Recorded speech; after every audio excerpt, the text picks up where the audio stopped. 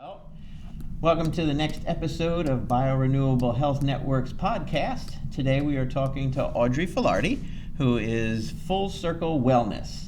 It's more than just a massage facility, it's a full circle. And that's what we're going to find out today. So welcome to the podcast. Thank you, Grady. And so why don't you tell us who you are and how you got into the wellness spaces?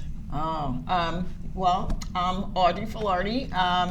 My practice is in Summers Point, Full.Circle Wellness, and the name kind of lends itself to my own journey because now I got to go back a ways, like to start from the beginning. Yeah, go ahead. Start from the beginning. Exactly.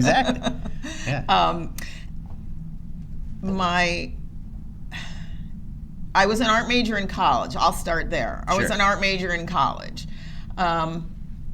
And then went to graduate school for art therapy, which is kind of like art and psychology.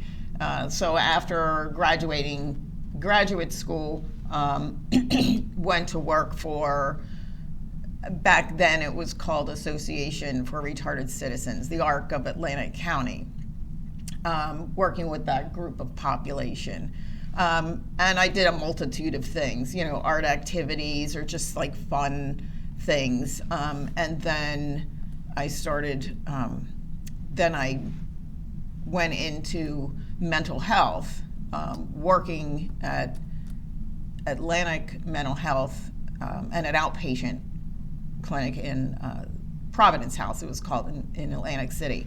I did outpatient there and kind of did like basic skills and like basic art activities, things like that. And then from there, I went to a locked mental health facility.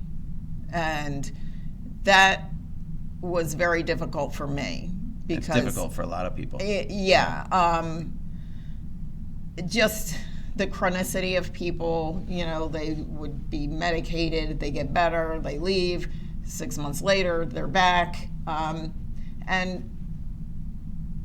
at the time, I didn't quite understand what didn't feel right for me in that position. I was doing art therapy, and I have to admit, I felt more, I sided more with the patient for being medication non-compliant, because I'm thinking, I wouldn't want to take that stuff either. And that's kind of what they just focused on. Right. Let's give them more of this, change that medication, give them less, give them, and I'm thinking, but they're not asking about activity level, they're not asking about diet, they're, nothing. It was all about the medicine, and it just didn't sit right. But, and I knew I had to get out of there, but I didn't, I was single, had my own place. Feeling trapped by a job. Yeah, like feeling like, all right, well, where do I go? I don't know what to do. But the universe has a way of kicking you in the ass when you're not going to make the move. So I'll save that story for another time. So, but let's just say I got kicked in the ass and was made to move on. So from there, I always went to the gym, working out and stuff. So I figured, well, I don't have a job now. I might as well just, I'm always at the gym anyway. Might as well work here. So I started working at the gym, teaching fitness classes, and there was a little cafe. So I was working in the cafe. I was kind of doing everything, wiping off machines and, trying to do a little Getting the bills paid, being around something you like. And trying to do some personal training and that kind of stuff. And then life moved on, got married, I had a child, I was still working at the health club, and my sister at the time, she was a horticulturist, and she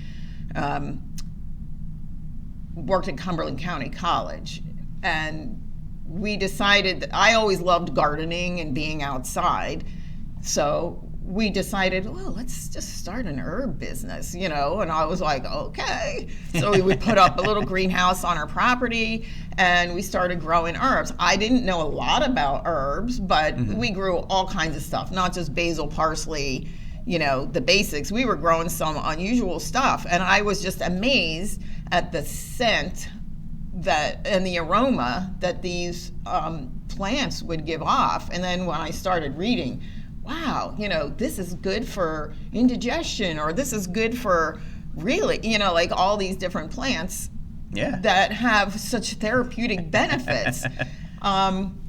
Eventually, sadly, we were good at producing the product. We just didn't have all the marketing skills to really get it out there. It's tough. Like if I could go back now and do it, I'd probably do a little bit better because I know a little bit more about marketing. But so after, and at the time we were both still married, so the husbands are like, show us the money. Why are you doing this? Show us the money. And so we decided, well, our interests were starting to kind of like wane. She wanted to get more into holistic nutrition. And I was thinking about massage therapy.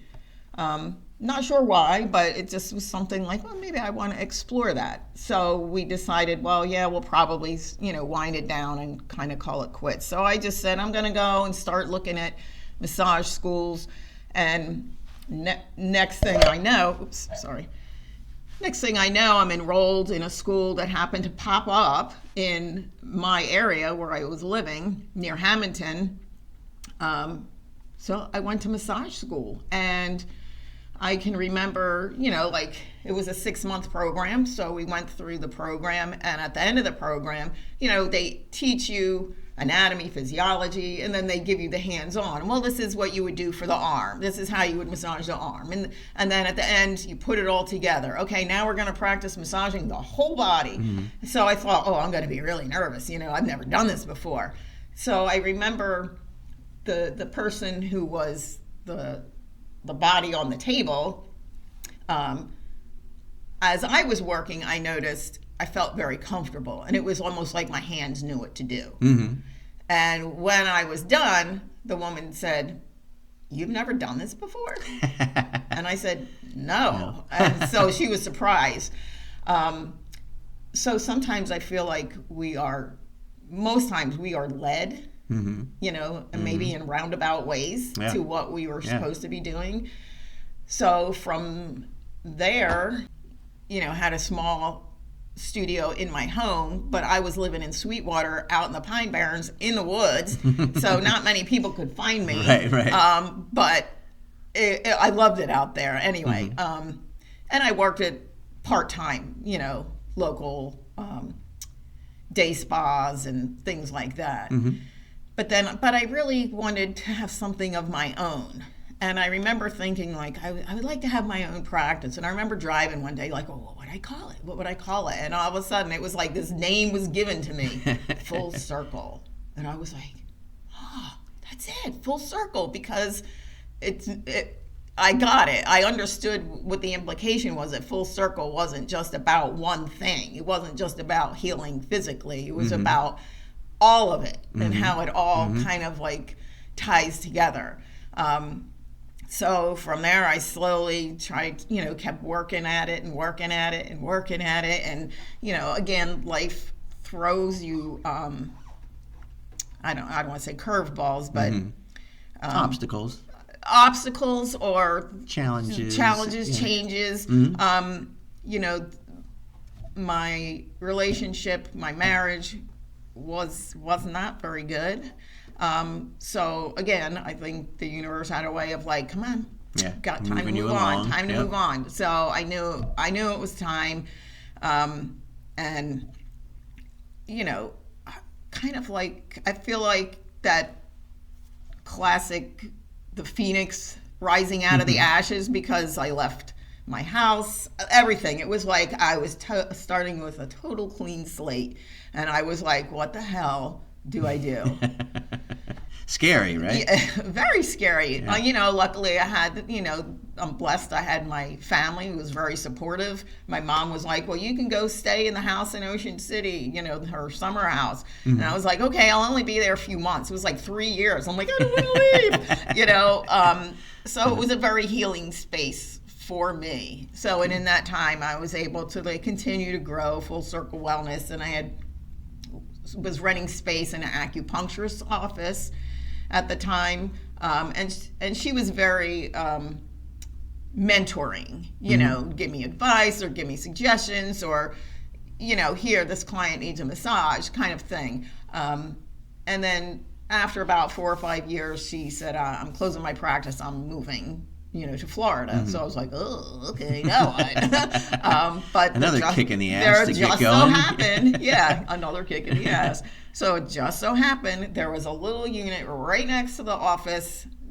where she was that was just big enough for me. I mean, it had a bathroom. It was just one giant room. And I'm like, well, if I divide the room in half with a divider. Mm-hmm. And anyway, so I made it work. And that's where I'm at. And, I started doing a little bit of marketing and just promoting and word of mouth. And wearing all the hats people, for and so exactly. Mm-hmm. I am the housekeeper. I am the laundress. I am the accountant. Yep. Not very good at it, but I am the accountant. We won't tell the IRS. We won't tell. Threw yourself out into the ring, said, here it is. I've got my skills. So you've got mental therapy, you've got art therapy, you've got massage skills. Right. What gives you the final confidence booster to say, I can do this? It wasn't like I can do this, I'm going to do it. I was doing it a little at a time. Mm-hmm. And then, something or someone, which was kind of like, without me eliciting any kind of feedback, would say, you are so skilled. You are such a good therapist. And I'm like, why, thank you. Mm-hmm. Then it was like, oh, okay, well, maybe I am doing what I am. Another little ego boost. Right. Maybe I'm doing the right thing. Mm-hmm. Maybe I am doing what I'm meant to be doing. Mm-hmm. Another thing I have to mention is I got connected with the Veterans Administration. Mm-hmm. I'd seen a little ad in my massage trade journal. If you're looking to boost your clientele, whatever, they're paying for, the VA now pays for veterans to receive, massage, chiropractic, acupuncture, and other services. Mm-hmm. And I was like, well, that's a good idea.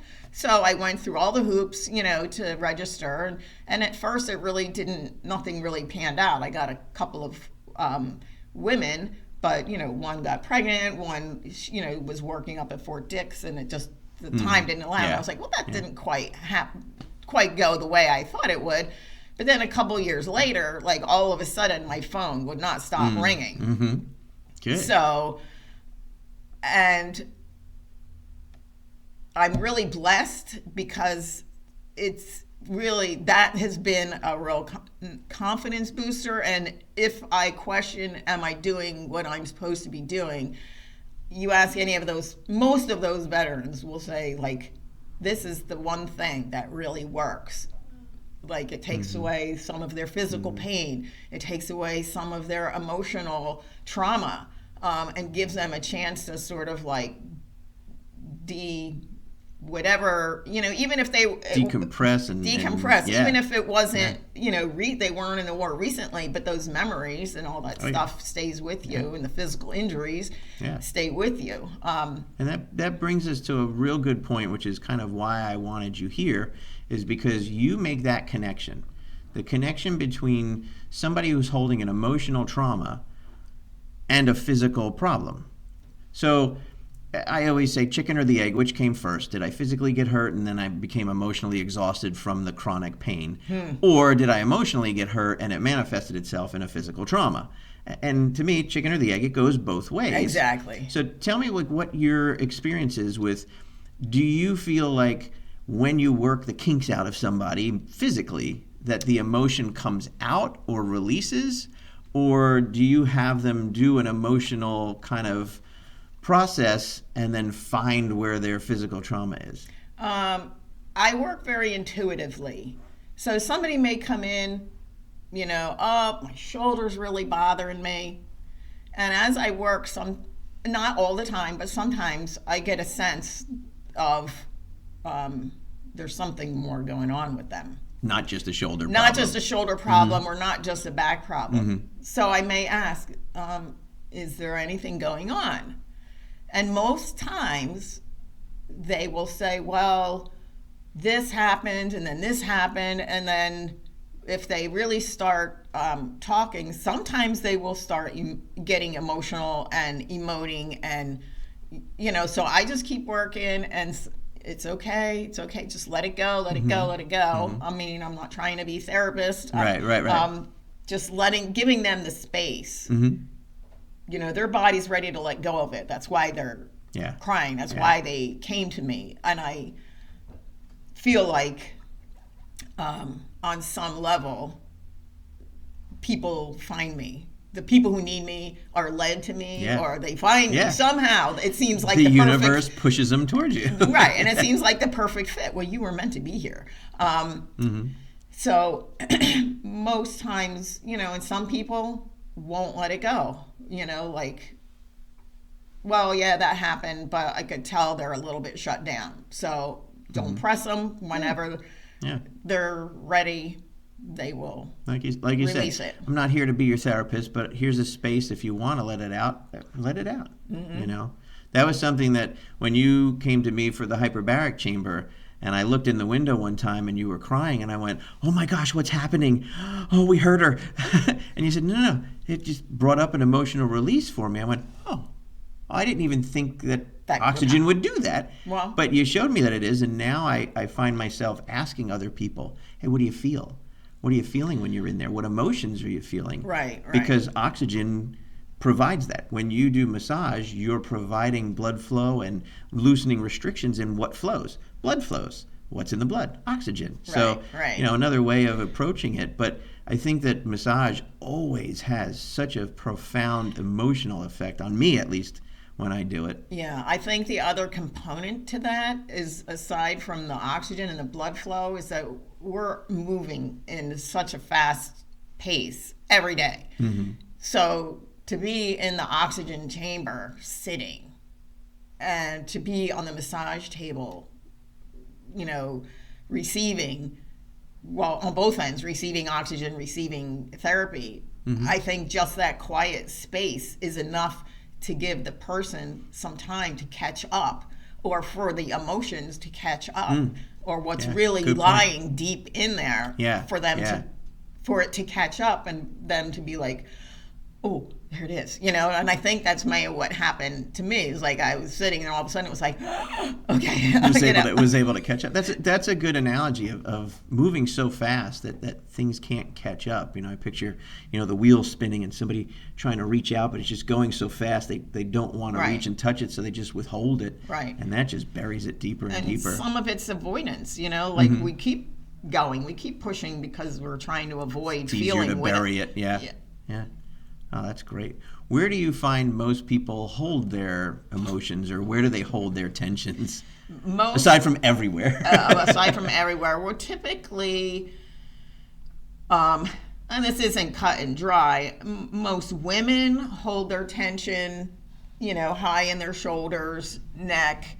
When you get tense, you tend to we don't even realize that we're doing it. I do it. I don't even realize it. And then you're like, oh, wait, take a deep breath. And that's why they use the phrase, the weight of the world on your shoulders. Exactly. And I would say across the upper back, but that's where your heart is. And a lot of men have typically lower back pain. Well, in Ayurvedic, the lower chakra is, your base, your root, your root, sacral, all that stability, safety, stability. Right. If they feel, they're the man, are feeling responsible, taking care of their family, so there may be financial, so all that basic needs stuff kind of lies there. The foundation. I'm not saying that that's what they're thinking, or that's what right. But that's typically maybe what goes where it's going through their mind. Yeah, absolutely, totally makes sense. Yeah. Unbelievable. I know. So what skill set do you think works best for the physical? What skill set seems to work better for the emotional? Do you feel like there's a different type of massage that you would do when you find somebody has seemingly more of an emotional need?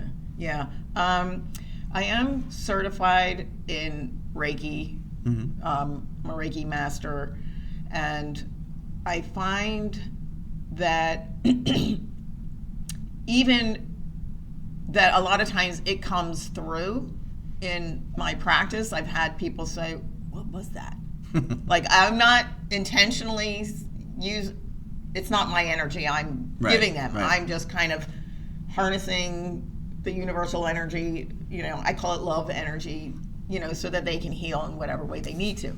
And I just say, I don't know. I can't say for sure. It's hard to explain the unexplainable. Yeah. So I think the energy work comes through in my work. And typically, if somebody comes in who's in a bit of more emotional state, I know they don't need to be jackhammered, I don't need to dig into deep their tissue track. with your elbows. They don't need, that's not what they need. They need something that's going to gently, maybe work some of that tension out, but really is going to allow Soothe that it more energy to flow and allow Yeah. the emotion to come up and release. Now, do you feel the energy release from people? And what does that feel like? Sometimes if somebody is, working on a knot, I'm working on them and they have a lot of tension in their shoulders, and I'll work it. And I can kind of feel the muscles starting to soften a little bit. Emotionally, I'm trying to think. I can't say that I feel. I think, again, because I work very intuitively. I'm going to back up a second. Sometimes I pick stuff up and I have to ask myself, is that mine or is that theirs? Like, all of a sudden I feel like crying. I don't know why. Is that my stuff or theirs? Did you release or is it coming from them? Yeah. I think I would say for the emotional release, I'm definitely with them and feeling compassion and feeling their pain and what they're experiencing, and then there'll be a moment where I'm sort of like I don't feel that. So I feel like maybe that's the same place they're at, that they've kind of let go enough that they're in a better place. Not that they were in a bad place, but a better place as far as, emotionally and mentally and all that. We all have that ability. It's just that, one, we're not told we have that ability. We don't believe we have that ability. It's all energy. We're all energy, exchanging energy. You and I are sitting in our energies. Can't make or break it. You can only change it. And that part takes practice as far as tuning in to someone else. And again, it's about slowing down, quieting, and the big one is trust. I mean, when I first learned Reiki, I was like, I don't know what I'm feeling. I don't know if I'm feeling anything. And so, but I'd be working on somebody and they're like, oh, that felt good, whatever you did. I'm like, I don't know what I did. I'm just holding my hands right here. Or I would ask them a question, like something would pop in my head, right shoulder. I'm like, does your shoulder hurt? Yeah, how'd you know? Yeah. I don't know. Yeah. But so it's somewhat intuitive, but it is also about trusting your own inner wisdom. Yeah. You've got to be centered in who you are in order for that to be a useful tool. And that's one of the things that I discovered was if I'm not in the right place, it's all just staticky noise. Yeah. And there's no way you're going to see or feel or understand what's going on around you, let alone be able to manipulate it. Right. But once you get who you are and you center yourself, which takes energy and takes practice and takes discipline to be able to do that regularly, and it's tiring. That's why a lot of people don't last in places like the locked-in mental institutions and things like that. It's exhausting because of the amount of energy that is outpouring. Right. You're constantly trying to put out some of your energy to give to someone who's lacking while taking away some of their excess. That energy transfer, it builds up heat. Yeah. If you think of it in a mechanical world, well, why wouldn't it build up heat in a metaphysical world as well, which tires out the therapist? And if you're not constantly regenerating and replenishing, that's the key. Then you're not going to be beneficial to them. And that's probably why now all of a sudden the phone doesn't stop ringing and you're too busy, because that word gets out.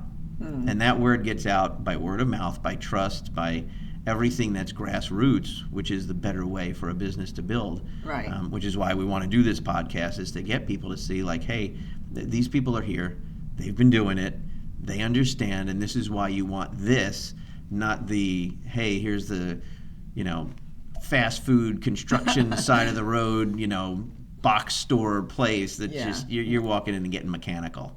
You're not getting the spiritual side of it. And to me, if you're not getting the spiritual side of massage, you're missing half of it, at least.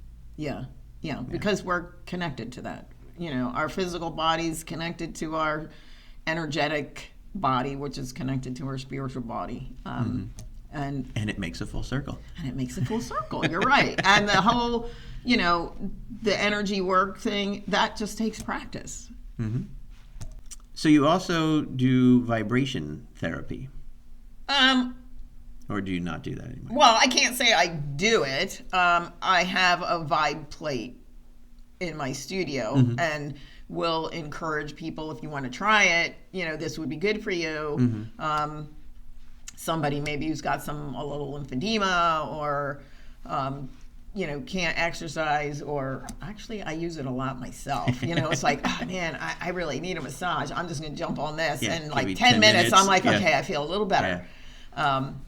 But if you haven't looked into vibration therapy, it's really good for you, because again, it encourages circulation, lymphatic flow, gets the muscles, kind of expanding and contracting. So it's a little like exercising, but because you get the blood flow and the muscle release, it kind of feels like you've had a massage. But it's not as good as a massage. Yeah, definitely not. Now, would you do it before a massage, after a massage? How would you incorporate that? I guess it depends. I don't think it really matters. It depends on what the person's preference is. It's just like, should you do chiropractic before or after the massage? Well, it depends. The chiropractor would want to work on them after the massage because I've loosened them up for them. Yeah, exactly. But sometimes you can't loosen up until you get the manipulation. Right. Yeah. Right. Yeah. Oh, good. So we can do either. Yeah. All right. So you have a couple of books here. Yeah, I wanted to share. Why don't you tell us what they are? Well, we were talking about emotions and how we hold them in our bodies and we hold them in our cells. There are two books. This one is by Louise Hay. She cured herself from, I think it was cervical cancer, because of she believes, she had a trauma. She was physically abused, sexually abused when she was a child, and then later on in life developed cervical cancer. And she started doing a lot of research and found that different emotions coincide with the physical. So she's connecting the cancers to different emotions and different mental statuses. Yeah. And this book, another therapist told me about, and I was like, oh my gosh, that's amazing. This is like an encyclopedia it's called Metaphysical Anatomy. Your body is talking. Are you listening? We'll put it up on there. Yeah. So it's basically, anywhere from a pimple to something very extreme. And they talk about the emotional side, whatever's going on emotionally, to a physical problem.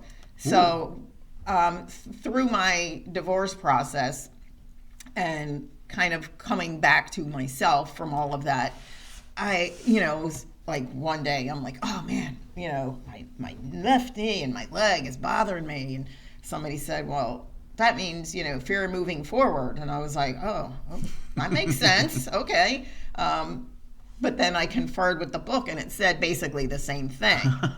And I was like, oh. And then maybe a year or so later, was skiing, hurt my shoulder, and was just feeling really like, meh.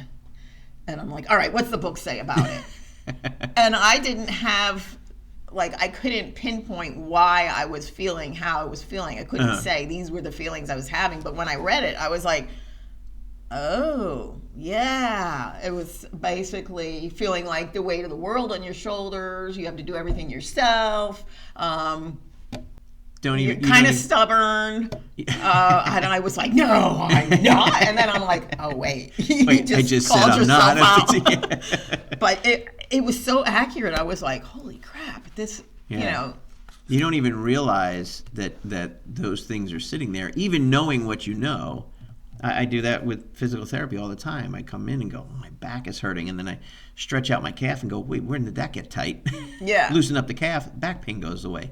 So there's a whole lot of connections, even just pure physical, right, that you don't realize. The tension here creates a compensation there, which creates a pressure here.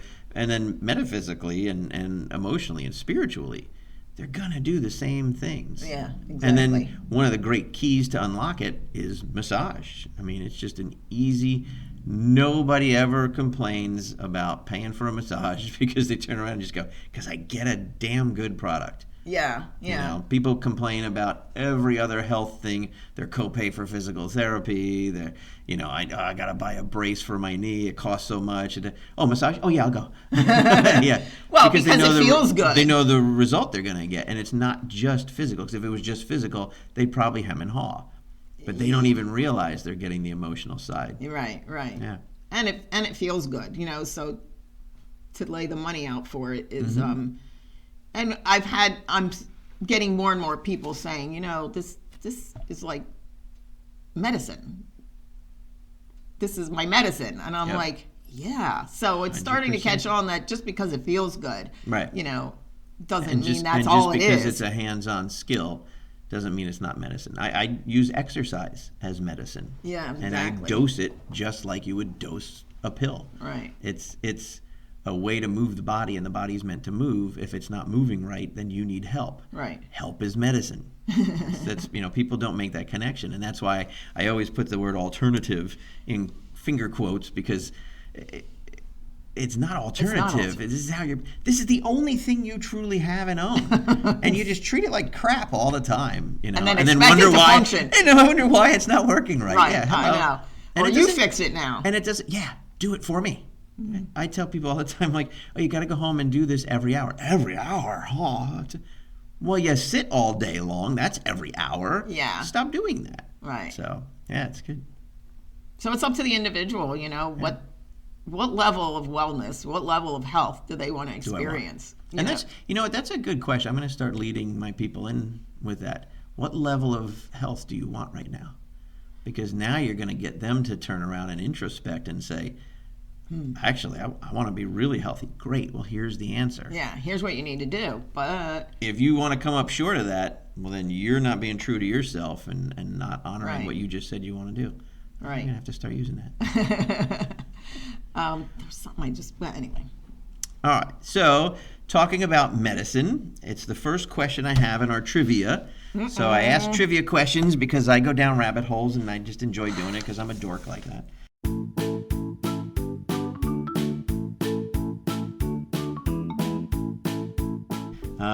So I have some trivia questions for you based on the things that you do, and most of them are impossible trivia, so don't feel bad if you don't know them.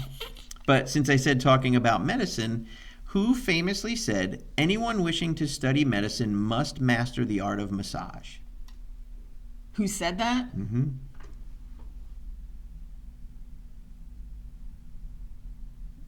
I wish I knew. Yeah, the father of modern medicine, Hippocrates. Oh, I was going to say one of those guys, but... So I got number one wrong. So number one. No, but you would have known it. When was the first time someone used heated stones on the body for healing? Like a year? Yeah. What year? Or how long ago? Or use hot stones? But I probably am thinking it was done well before that. Like way before. Way before. Now, again, I always preface it by saying this is what AI and Google tell us. They say it's been used in China since 2000 BC. Yeah, I was going to say China. Yeah, way old, yeah. Apparently they did a heck of a lot with body and medicine and stuff like that, but it just is part of the culture, so they don't think of it as, well, we invented this. Well, that's just what we do. Right. All the time. We always use stones. Why? Well, because we just do. Like, why would you question it? All right. I got to put my glasses on for this one. Which of these is not a real form of massage? Lomi Lomi, Tui Na, Anma, Shantala, Kobe Doo, or Scooby Doo? Well, I'm going to have to say Scooby Doo. Right. Now, for bonus points, which of those was the oldest form of massage? I know the Lomi Lomi and the Tui Na. I'll give you bonus points. Where's Lomi Lomi from? Hawaii. Hawaii. Good. And where's Tui Na from? I'm going to say Japan or China. China. Mm-hmm. And then the others I'm not familiar with. Read them, Right. what So, they were. Anma, A-N-M-A. Is that India or Anma Ayurvedic? is Chinese as well. But yeah, I think that led up to Ayurvedic. Anma doesn't use oil. Okay. Tui Na is push and grasp. It's a precursor to shiatsu. Okay. Ayurvedic is kind of like a whole written medicine system. Right. Shantala is Indian, and they were used it on babies. Hmm. Kobido is Japanese facelift. Oh. Lomi Lomi is Hawaiian for long strokes. Mm-hmm. Shiatsu was finger pressure. But of those, Ayurvedic is supposed to be the oldest. And again, it's because they wrote it all down. Yeah. Yeah. One of them could be older, but they wrote it. So that's where it starts from. All right. Lots of modalities out there. Mm-hmm. So you mentioned that you could use your vibration therapy for lymphedema. Who else would benefit from vibration therapy? Anybody who is, let's say they're too deconditioned to start exercising. Mm-hmm. Maybe say somebody who's very elderly or, had a break, an injury, and they can't really exercise. That would be a good way for them to kind of get some sort of, get started, get their body moving. Somebody who's had a lot of weight loss, or what was the other one I just read? Lyme disease. Mm-hmm. Again, I'm sure that has to do with the lymph system. Mm-hmm. Yep, just shaking it up. I always picture the people, remember the old black and white videos, and they had the belt wrapped around them, and it was just shaking the crap out of them. Yeah. I always picture that, but that was a form of vibration therapy. Yeah, what I read about the vibration is that, NASA and a lot of the space programs use it, but I'm sure way high tech. Yeah. They use it on the astronauts because they lose muscle when they're in space. That was the one I was going for, because that one shocked me, and I thought, oh yeah, once you go into space and there's no gravity, everything deconditions. Mm-hmm. I actually knew a physical therapist from Chicago who invented platforms with just hooks and loops to put rubber bands on to simulate gravity, so you could do squats and push-ups and things like that to keep your muscles fighting gravity while they're in space. Till you come back. Oh, that's a good idea. And it doesn't weigh much. It doesn't cost much, so they can put it on spaceships and space stations and stuff and take them out there, if you believe that space exists. All right. Which part of the body is known to hold emotional stress that you can release with massage? Kind of. Which part of the body? Yeah. All of it. Depends on what part. Your neck, your shoulders, your back. Yep, all of it. Yep, exactly. Good. Your glutes, really. You'd be surprised what your. That's for you. Thank you. So you can have your tidbit of AI information on massage. Thank you very much, Grady. Good. So when you go for a massage, what do you want? Do you want a shiatsu? Do you want a Swedish massage? Do you want a deep tissue? What do you prefer? I usually go for the standard, I'll say deep tissue, but I don't want the kind that, I'm gripping the bench. Fighting each other. I've had that once bore, and that was counterproductive. I was in more pain than afterwards. But some people like that, and if that's what you like. But, I want to relax, but I also want somebody to work the knots out. Actually get I don't want to it. Just, like a little No fluff, and just. But some people like the fluffy, Yeah. light massage. So for me, I like something a little deeper because I'm always working, bent over a table, pushing, pulling, Yeah. Do you ever do reflexology as part of the massage? I mean, technically, I don't do reflexology. I know a little bit about reflexology, and I do like foot massage, but I can't say that. Oh yeah, specific for clearing the organs. Yeah, exactly. Yeah. I mean, I know approximately. All right, I know your intestines are somewhere down there, but I can't say like there's your kidney. Yeah, I just cleared your obstruction. Yeah. Yeah, I can't do that.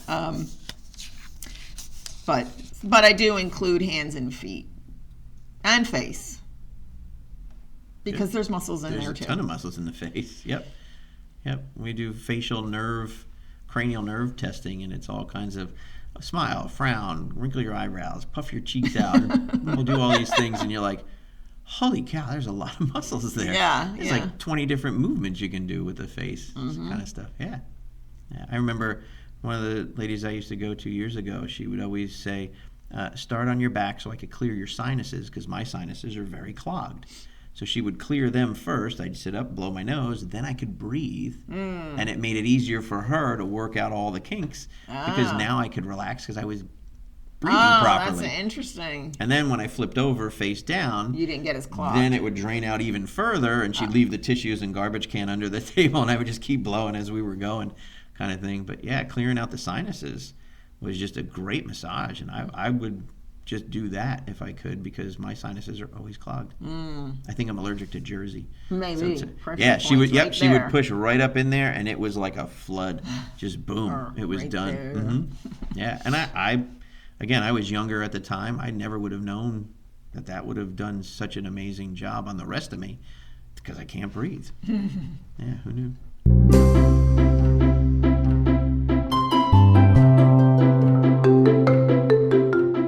Last thing we're going to do is what I like to call the quick questions. Some stuff to get to know about you. So I always ask everybody this. What is your guilty pleasure? We're trying to be healthy and do things right, but we all have a guilty pleasure that we do. And chocolate. Welcome to the club. What modern medicine can you not live without? Without? Mm-hmm. What modern medicine could I not live without? Mm-hmm. For me, it's Advil. Oh, okay. I can't go without Advil. Yeah. I don't take a lot of medicine now, but, well. Good. Don't. Who needs it? Do you do any grounding or earthing? Mm-hmm. More so in the summer. I like to be outside, and so I walk barefoot a lot, go out hiking in the woods whenever I can. Unfortunately, like this winter, I haven't had a chance to do much of that. Mm-hmm. One night I was feeling like really out of sorts, and I realized, wait a minute, you haven't been outside. You need to ground. So I went outside, with my pajamas and my house coat on, had no shoes and socks on, and just walked around. I'm like, oh, that's cold, but it felt good. It felt good, yeah. It was like just walked around the house once. I'm like, okay, take a deep breath. Okay, now I'm a little bit more. Yeah, I would do it with the dog. I'd go out and put my feet in the grass, and the first 2 seconds you're like, wow, that's really cold, and then after about 5 minutes you're like, this is fine. Yeah. Your body just gets that energy. But I can always tell when I need to be grounded is when I'm like way up in my head, and I feel like lately I've been like my brain is the Tasmanian devil spinning around in there. I need to go put my feet in the sand. Yeah, welcome to the club. Like you said, everybody's moving so fast. We have to just take a breath. What's the best small business advice you've ever gotten, considering you wear every hat? Keep good records, which I still have. Write things down. Good tax advice. Yeah. Keep good receipts. Yeah. All right. Now for the lightning round. Oh, boy. All right. Coffee or tea? Tea. Carnivore or vegan? Oh, I'm gonna say carnivore, but my sister's But you can go vegan, back so and I'll forth. eat. I'll Yeah. eat vegan. I'll eat Omnivore. Go Yeah. with it. Sweet Whatever's on the table, I'll eat. Is it edible? I'm eating it. Sweet or salty? Sweet. Meditate or jog? Can you do it both? Can you? Sure. So I've had people say jogging is their meditation. Yeah. Cold plunge or sauna? Sauna. Sound or light therapy? Sound. More sleep or more exercise? At this point, more sleep. I feel like I exercise all day, every day. Beach or bay? It depends on my mood, on what I want to do. So if I want to You like, love the water, so you'll do. I love either. the water. Yeah. So if I just want to like chill, relax, read, I'll go to the beach later in the day or earlier in the morning. But if somebody says, "Hey, want to go for a boat ride?" and we go out on the bay or paddleboarding, the bay it is. Cat or dog? I have cats, but I love both. Sourdough or multigrain? I love both, but I'll eat multigrain because I think it's better for you. At least in my head, it's like the healthier. Hiking or biking? I love both of them, so I can't say there's. You're the all around. Yeah. I like it all. Good. Again, it depends on my energy level and my mood. What anybody else that wants to join you is doing too, and yeah. Well, unfortunately, I end up doing a lot of stuff by myself because a lot of my friends, they'll come hiking with me, but as far as like biking, can't find people who want to bike the way Want to do it the way you do, yeah. You want to ride 30 miles? But anyway. All right. So, Full Circle Wellness. Yes. Audrey Filardi. That's her me. place. Tell us where you are. Obviously, am we'll post it up as well. right here. No, I am in Summers Point. It's building 415. That is the Mainland I building next to Dunkin' Donuts on Route 9. I'm in suite number 4. It's on the second floor, obviously in Summers Point. So you can either reach me by texting or calling or email. It's a one-woman shop, so when they call, they're getting you. When they email, they're getting you. Yeah. And if there's no answer, it's because I'm probably doing Working a on massage. somebody, I'll get back to you. Yep, I tell people all the time, if I don't answer, be patient. I'll get there. And like my room is small, so I don't even have a waiting room. I have a chair outside my door with a little table, and that's where they wait. That's all you need. That's all you need. For right Audrey, now. thank you so much. It was a pleasure. And if you need the massage and you need that spiritual, emotional release that goes with it, you're the best. I thank you. Yep, you Well, got come in and see me sometime. I will. All We'll right. be coming in a lot more this year. I know. Oh, I'm getting swamped. Yeah, I bet. Good.